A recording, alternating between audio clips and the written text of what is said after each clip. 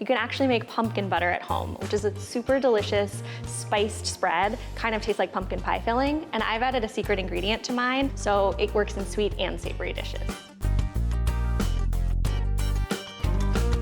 To make pumpkin butter, we are going to take a beautiful sugar pie pumpkin. We are going to cut it open. We want to be as safe as possible while we're doing this because it's a hard squash. So I'm going to take a long, heavy knife that I'm comfortable with. I'm going to start by taking the tip of the knife and putting it towards the center of the pumpkin. I'm going to cut on one side, rotate it, and cut on the other. You see, I'm kind of working my knife in the squash. That's going to help the cut go all the way down and get a clean cut. I'm gonna rotate the pumpkin and cut on the other side. I wanna cut through the bottom, so I'm gonna find the line, use the tip of my knife again. You can see, pumpkin. Now we have a bunch of seeds and a bunch of this stringy pulp. And for this recipe, I just want the pumpkin meat, but these seeds are great for roasting. So I'm going to take a spoon and a bowl, and I'm gonna scoop the seeds and the stringy pulp out with the spoon.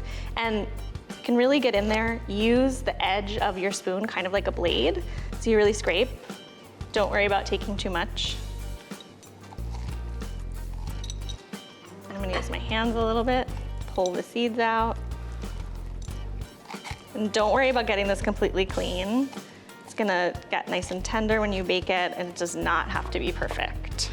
I find any like repetitive kitchen tasks like shelling peas or shucking corn really relaxing. Okay, these seeds I'm gonna roast later. Put them aside for now. Because I am roasting these pumpkins and I don't need this lovely stem, I'm just gonna cut it right off. Now I'm going to roast these pumpkins. So I'm gonna put them on a baking sheet and we're gonna do them cut side down. What this is gonna do is, as they roast in the oven, it's gonna trap some of the moisture in the pumpkin and let them steam, so we get really nice tender flesh and not too much time. Before they go in, I'm gonna coat them in a little bit of oil to help them get some color and cook evenly. Now you can use your hands or a little pastry brush just to get it evenly. Any neutral vegetable oil you have, canola oil is great. You don't want to use something like olive oil because we're roasting them, so we don't want it to oxidize, but anything without much flavor on its own will work well.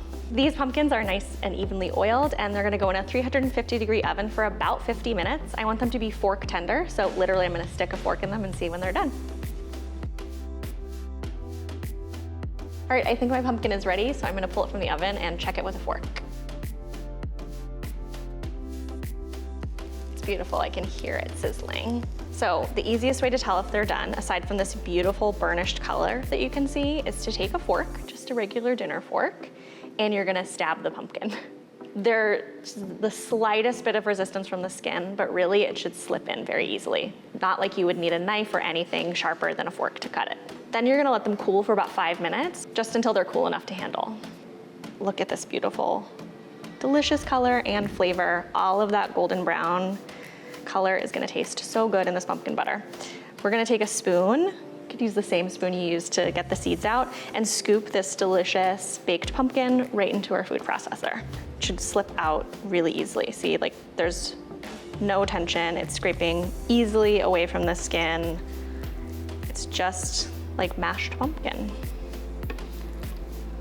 I'm holding it in my hand because it's cool enough to touch, and my hand actually gives a little bit of resistance so I don't cut through the skin, but I get all of this nice cooked pumpkin. So I actually first had pumpkin butter back when I lived in San Francisco, and I lived really near the farmer's market, so I'd go all the time, get beautiful fresh produce, but also a lot of samples. And there was a squash and pumpkin farmer who made this really delicious pumpkin butter. It was full of warm seasonal spices and a lot of sugar. And I wanted to make my own version that was maybe a little less sweet. So I went home and tinkered, and I found a secret ingredient that adds a little bit of tang and a little bit of a savory bite. So this pumpkin butter is delicious straight off the spoon, tastes kind of like pie filling, but also works in a wide variety of other recipes. It's great on toast, it's great in pancakes, but it's also delicious in brown butter pasta sauce or in a pumpkin mousse. The trick is having enough sweetness to cut through that earthy vegetal taste of a pumpkin, but not so much that you feel like you're eating a cloying dessert.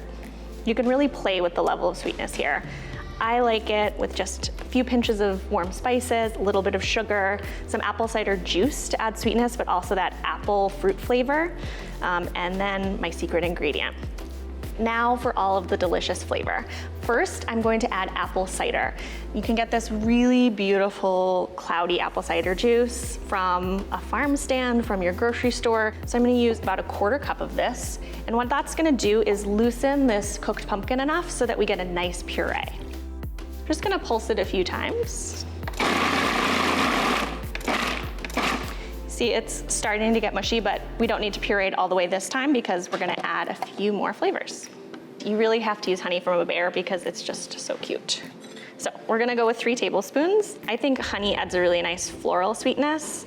It also helps with the texture of the pumpkin butter because it has that nice syrupy consistency. So I'm gonna do a pinch of clove. Clove is a really powerful ingredient and I think it's really delicious here. We have ground ginger. This is gonna add a little bit of heat, light brown sugar. You could use dark brown sugar here, but I think a little less molasses is nice. You've already got a lot going on. Cinnamon, so delicious, so warming. Salt is really important in sweet foods. It helps you taste all of the flavors and it makes them a little more balanced. Now we've used pre-ground dried spices here because they're so easy and very delicious still. But if there's anything I would implore you to use the whole spice for, it is nutmeg. It makes such a difference in the aroma and the flavor, and it takes seconds to do.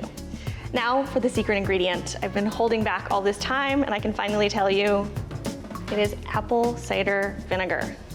Now, you wanna get the kind with the mother in it, which means the cloudy kind. Just like the apple cider itself, that's gonna be the real vinegar. So we're just gonna splash it right in.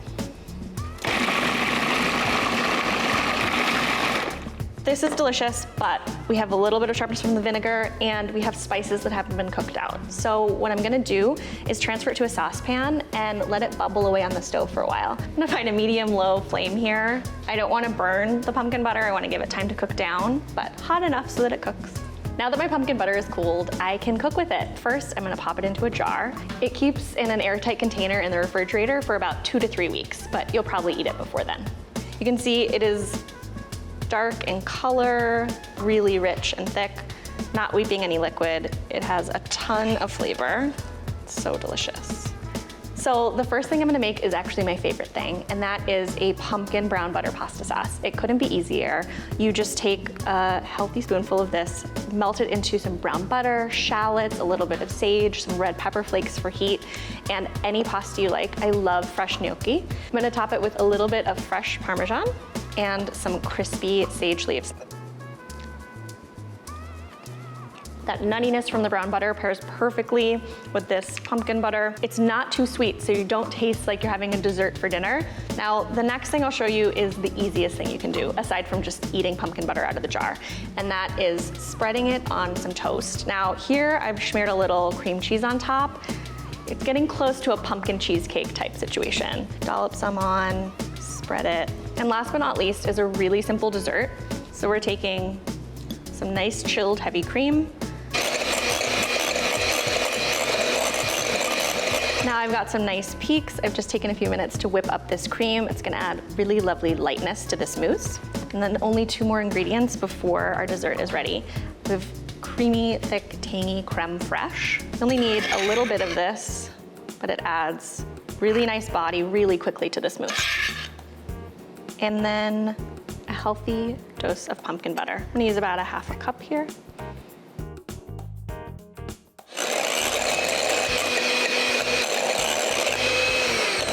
And just like that, we have dessert.